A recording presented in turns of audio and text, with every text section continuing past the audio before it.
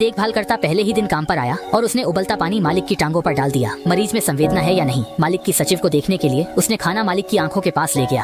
अरे अरे अरे वह हमेशा भूल जाता है कि मालिक पूरी तरह लकवाग्रस्त हैं। फोन बजता है तो मालिक से ही उठाने को कह देता है। मालिक की दाढ़ी बनाते समय भी वह शरारत करता है, कभी ऐसे कभी ऐसे।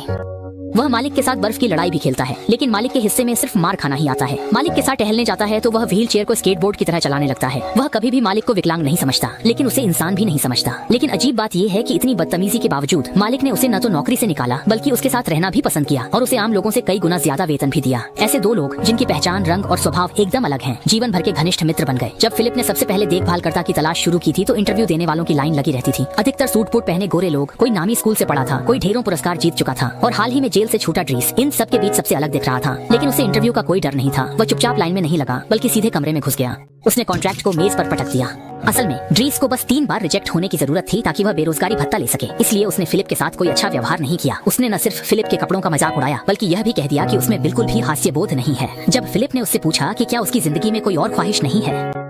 ठीक है, ड्रीस की ईमानदारी ने फिलिप को बहुत सहज महसूस कराया। इस मजाकिया अश्वेत युवक के सामने फिलिप ने उसे साइन नहीं किया बल्कि उसे अगले दिन दूसरी राउंड की इंटरव्यू के लिए बुलाया। बाहर निकलने के बाद ड्रीस सड़क पर टहलने लगा, क्योंकि डकैती के आरोप में जेल जाने के बाद वह 6 महीने से घर नहीं लौटा था। एक निचले तबके के अश्वेत समुदाय में पले बड़े बच्चे के रूप में जिसका भविष्य उज्जवल हो सकता था, उसकी जिंदगी भी बेहद मुश्किल थी। जब वह घर पहुंचा तो देखा कि पूरा घर भाई बहनों से भरा हुआ है। नहाने तक में चैन नहीं मिलता और उसकी माँ अकेले ही पूरे घर का बोझ उठा रही थी। बेटा 6 महीने से लापता था, उसकी कोई खबर नहीं थी। अब अचानक लौट आया है, बस एक रंगीन अंडा लाया है जो फिलिप के घर इंटरव्यू में चुराया गया था। माँ जानना चाहती थी कि बेटा 6 महीने कहाँ था, लेकिन ड्रीस नहीं चाहता था कि परिवार को पता चले कि वह डकैती के कारण जेल गया था। माँ उसके रवैये से निराश हो गई थी।